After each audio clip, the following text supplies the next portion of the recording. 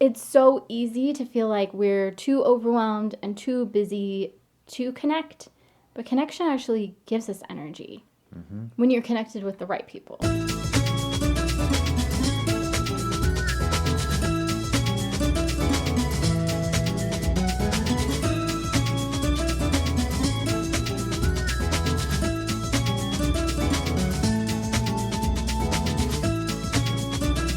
Hey everybody, and welcome to Epic Everyday. I'm Liz Frerichs, and this is my husband Evan. Hello.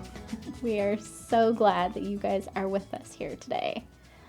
As you guys know, this week we are talking about living on the verge. Yeah. The verge of falling apart. Or for some reason that just made me think of that song, Running on Empty. I don't even know who sings that. I feel like I should. And You guys can is let that us enough know. of a line to know which song I'm talking about? I know. I think it's from the 70s. It's a pretty good That's song. probably why I don't know it. Yeah. Anyway, so when you are on the verge, since it's Thursday, we're talking about being connected. So when you're on the verge, one of the things that I really noticed as far as being connected goes is that I'm completely not connected. Oh, yeah. Like, I am so isolated and overwhelmed. I don't know if you guys ever get this way, but when I am that stressed, if somebody's like, hey, I want to hang out, I'm just like, oh, one more thing on my list. Like, just leave me alone, everybody, until I get, out of my overwhelm point. Yeah, right. What do you... Because I feel like that too, where it's like there's this thought that, oh, relationships are important. But then when it comes to actually doing it, it's like, I don't have time. Yeah. And then sometimes it even feels like engaging in relationships is pushing me closer to the verge. And right. Really, it's so much work sometimes. It doesn't really, but it feels that way. Yeah. Right. Well, and especially because it takes time and it takes energy. And if you're already on the verge because you've got so much stuff going on in your life, you don't have the time or the energy to devote to relationships. Well, and something we talked about yesterday was, being able to rack and stack what you're actually trying to get done. And, relationships need to make the list of fairly high priority stuff. So, but if we're not doing that, we're just in the tyranny of the urgent, and it's like, oh, I've got to, there's 100 little tiny things that I've got to get done. I'm going to push important stuff to the side. Right. And I think I'm always going to use washing dishes. I mean, washing dishes is important, but if you're doing that for 5 years in a row and you never go out with your friends, then that's a problem. There's an issue there. Yeah. I mean, so that will manifest into major loneliness if these relationships are being crowded out because you're so busy and you're just hanging on by a thread, and you're so important, right? That you kind of do everything except for, this real high quality priority stuff, Yeah. Who was it that said replace busy with important? I don't know. I saw it on Facebook, but yeah, put the word important. If you ask somebody how they're doing, and they just say, "I've just been so busy lately," in my mind now, I always put important in there, and I kind of have to stop from laughing in their face. Oh, you've been so important lately. Thanks for telling me. Yeah. But that's how we feel, isn't it? I mean, well, it does feel like everything we're doing is important. Right. And if I wasn't so busy, everything would be bad. Or like all this important stuff wouldn't get done. Yeah. Yeah. I'm the one that has to do it. Yeah. And that's part of the isolation, I think, is feeling like I'm the only one who can do these things. Yeah.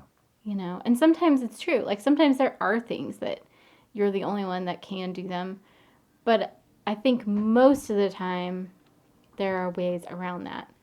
I really loved, I just lost his name. I think it was Rodney Vaden. Is that it?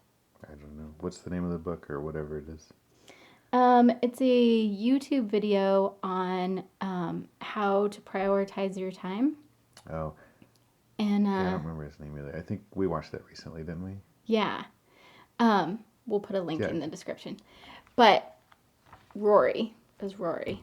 Okay. Anyway, it was great. He talked about how you kind of need to funnel your stuff through. First of all, does this need to happen at all? Like, does this really need to happen? Does it need to get done? Mm-hmm. And then if it does need to get done, is there anyone that I can delegate it to? Oh. And it was so great because he was talking about how to multiply time and energy and things. And he was talking about how if you take the time to, for instance, the thing that I started doing after listening to this talk was we taught our girls how to empty the dishwasher. Oh, yeah. And I was like, wait a minute. I'm always stressed out about, getting the dishes done and getting the kitchen clean. I guess we're always going to talk about dishes. Well, I think it's because one of the, it's a benefit really, but I don't know how other people live, but we cook like all the time. We don't eat out hardly ever or order food or anything. And a lot of it has to do with your health problems and our health requirements in general. It's just easier to manage if we make our own stuff. So, yeah. There's cooking 3 meals a day. There's dishes, I don't know. I promise there's more to our lives than dishes. Send us a tweet if you love doing dishes too.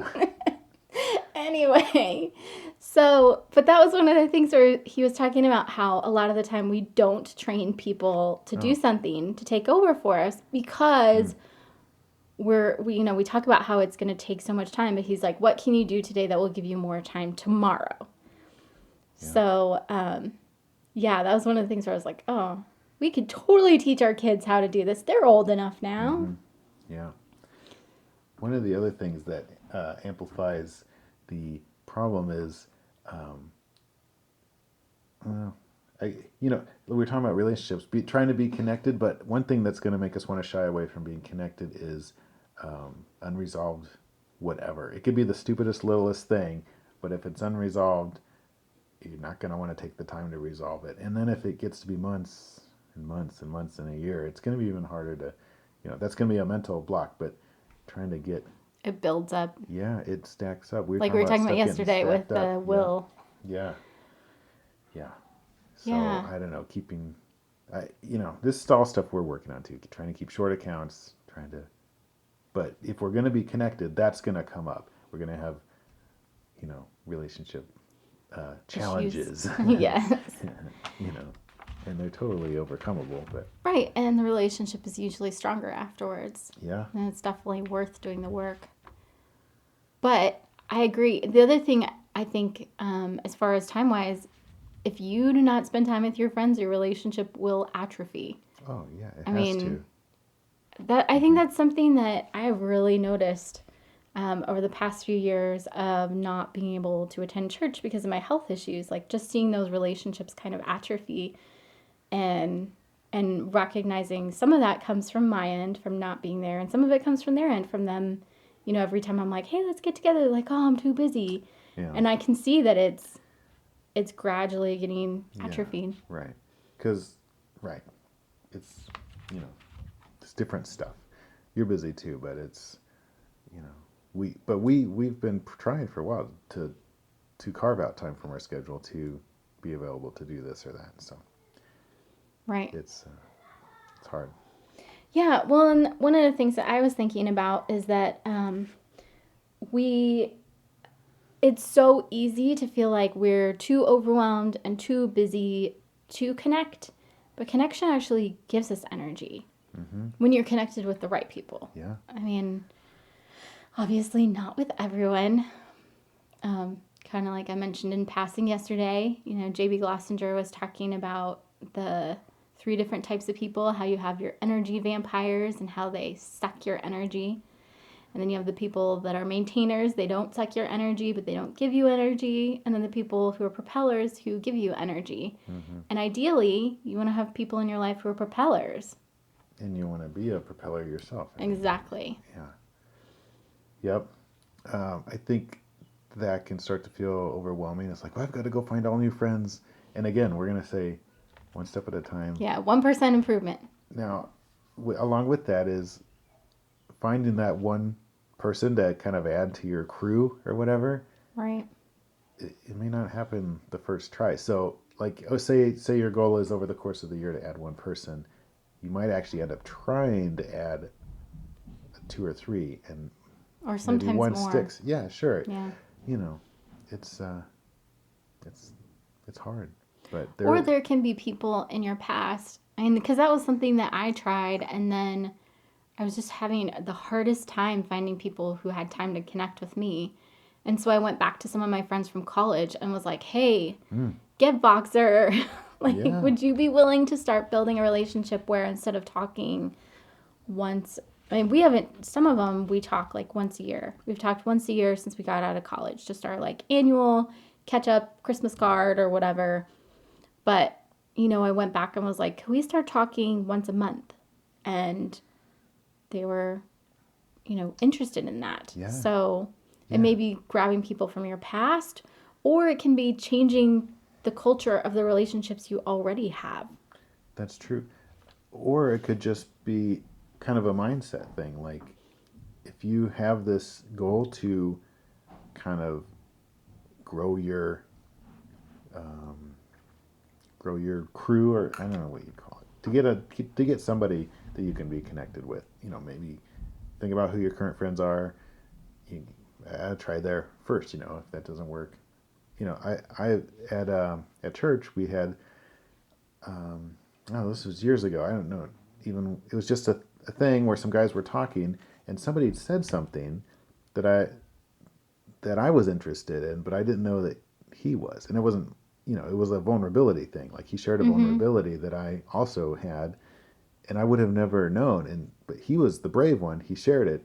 But then later, a one-on-one, we were able to be like, "Hey, me too," and we've built a really great relationship out of that. Yeah. So it has to do with having your radar up, and when you kind of get a ping, Following up. follow it up, yeah. Uh-huh. And because so, or you could be the brave person to throw something out there and see if because that it's different kinds of bravery. It takes a lot of bravery to be the person who throws something out to a group, and it takes another kind of bravery to follow up one-on-one later. Yeah. And say me too or whatever, and it takes both to start a relationship. Right. And authenticity. Yeah. And that's kind of the other side of the coin. Like if they're being authentic and vulnerable, then in order to have a relationship where you are propelling each other forward, kind of have to be authentic with where you're at too.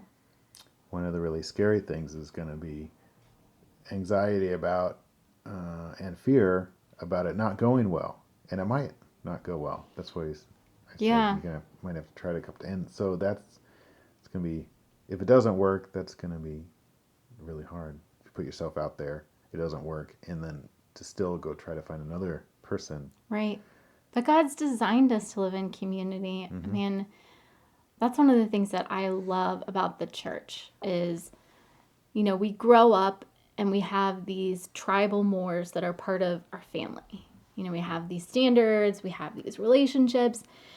And then when we become believers, we become part of God's family and we have a whole different set of standards, a whole different set of, what God is teaching us. And we're able to build new relationships out of that. So, yeah, we're all part of the family of God. And we're designed to live in family. Yeah. I mean, in that family language, it's not just a cliche or something Christians love to talk about for some reason. It's all over the New Testament and Jesus's interactions with people, Paul's writings. It's this brotherhood, kinsmanship kind of language. And maybe, it's hard to really know what that means in our culture because maybe our families are not really great, who knows? But Yeah. but we kind of have this idea of what it ought to be, and that's the Christian community. Right, right. And like we were saying before, connection actually gives us more energy when we're connected to the Lord, when we're connected to the right people in our lives. Yes. Yeah, I mean, working through that fear, like being vulnerable with someone, getting through the fear, and then when it works, they're able to take that fear and it turns into love. Like there's mutual, I don't know what, it's an amazing transformation. And then when they are able to give you some of their fear and you love them in return, yeah, it's super energizing. And Yeah. you can't do it when you're isolated. And living on the verge is an isolated place to be. Yeah, but it's a place where most people are living, so it's a good way to connect to somebody, to be like, hey, Oh, sure. I'm living on the Verge. How about you? So. Yeah, that might work. Try. Yeah, I mean, I think so. We definitely could get into a conversation about, boy, I've been so busy. Yeah, me too. And I mean, it's got to start somewhere. Right. And that, who knows? Yeah, and we are definitely not advocating sharing with unsafe people. Like when we talk about authenticity, there are steps there. It's not like you just start out with your heart on your sleeve. Let me tell you everything about you, about myself. You start out, with small trusting things. So yeah. There are tests. I mean, you can test the relationship as it goes to see. Mm-hmm. And some people are not gonna even want to take the test, and that's kind of an indicator that might be, and there's different people that are. And some people are more in touch with their emotions than others, and some people can grow to be more in touch, or maybe they won't. Maybe they're just fine with playing racquetball every once in a while, and okay, you gotta decide if that's fine with you, and if it's that, there's nothing wrong with that. Right. But that can't be all your relationships. Can't be all your racquetball buddies. Right. Yeah. You need an inner circle of people who are going to help you grow, who are passionate about growing themselves. Yeah. We just don't want to, I don't know, go on a pruning spree and cut all the relationships that aren't like deep and, intimate on a really appropriate level, because there'd be almost nobody left probably. Yeah. Yeah. So anyway, hope you guys are having an awesome Thursday, and focus on connection today, both your connection with the Lord and your connection with other people. And like usual, 1% improvement. Yeah. And maybe the 1% is, try to have a conversation with somebody today, or come join our Facebook group. We're going to be trying to build a community there. I mean, it's virtual, but it's fairly safe, I would imagine, to practice, because it's really easy to walk away. Yep. Yeah, and if you'd like to contact us, you can get a hold of us on Twitter. We'd love to hear how the CSCs are changing your life, or any suggestions of topics you guys have for us. That would be awesome. Have an awesome Thursday, guys. We'll talk to you later. See ya.